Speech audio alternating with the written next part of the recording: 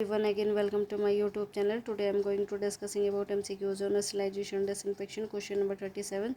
Choose the correct answer. Pasteurization kill all microorganisms in milk. B. It uses high temperature for short time. C. Pasteurization is a method of sterilization. D. It eliminates pathogenic microorganisms. तो ये जो है 4 statements दिए गए हैं। 4 statements चारों statement pasteurisation के लिए हैं। तो इनमें से कौन सा जो स्टेटमेंट है पेस्चराइजेशन के लिए सही है, उस सही आंसर को चूज़ करें।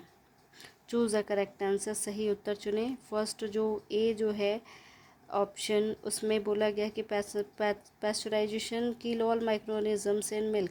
मिल्क में जितने भी माइक्रो ऑर्गेनिजम्स होते हैं सभी को किल करता है पेस्चराइजेशन में। B option, it uses high temperature for short time. यह कम समय के लिए उच्च तापमान यूज़ करता है। C. Pasteurisation is a method of sterilisation. Pasteurisation sterilisation का एक मेथड है। D. It eliminates pathogenic microorganisms. यह पैथोजेनिक माइक्रोऑर्गेनिजम्स को हटा देता है। तो इनमें से कौन सा ऑप्शंस जो कि पेस्चराइजेशन के लिए सही है वो देखते हैं। फर्स्ट में कि ऑप्शन ए करेक्ट है। तो ये जो ऑप्शन है, पहला जो ऑप्शन है वो हम देखते हैं कि पेस्चराइजेशन क्या सही में वाकई जितने भी माइक्रोऑर्गेनिजम्स मिल्क में होते हैं उसको किल करता है? नहीं।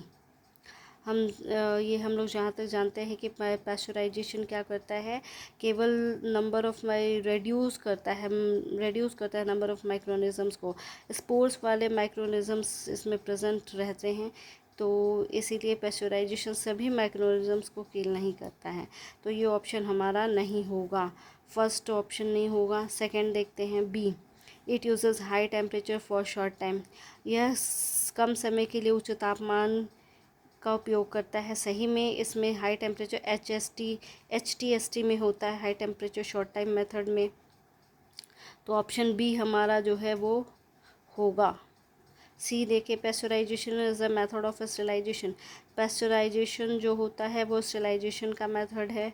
तो ये ऑप्शन जो है वो रॉन्ग होगा, क्योंकि पेस्चराइजेशन जो होता है वो स्टेरिलाइजेशन का मेथड नहीं होता है। क्योंकि स्टेरिलाइजेशन का मेथड क्यों नहीं होता है? क्योंकि स्टेरिलाइजेशन क्या होता है, स्टेरिलाइजेशन में जितने भी पैथोजेनिक माइक्रोऑर्गेनिजम्स होते हैं सभी किल होते हैं, इंक्लूडिंग स्पोर्स वाले बैक्टीरिया भी किल होते हैं। लेकिन पेस्चराइजेशन में क्या होता है, पैथोजेनिक माइक्रोऑर्गेनिजम्स तो किल करता है लेकिन जो स्पोर वाले बैक्टीरिया होते हैं वो सरवाइव करते हैं, इसलिए स्टेरिलाइजेशन मेथड नहीं होगा।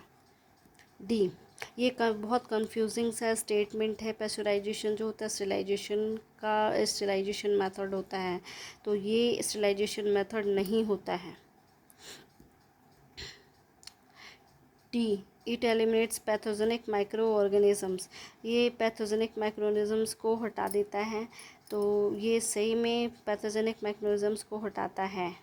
तो हम इसमें देखते हैं हमारा कौन सा है, बी और डी आंसर जो कि राइट है। ये जो है short time high temperature short time method use करता है।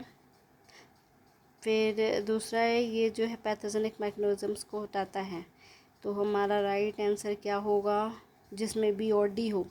तो हमारा सेकंड ऑप्शन जिसमें दिए गए हैं option B and D are correct. Right answer हमारा क्या होगा, बी और D. If you like my videos, please like, subscribe and comment on it. Thank you.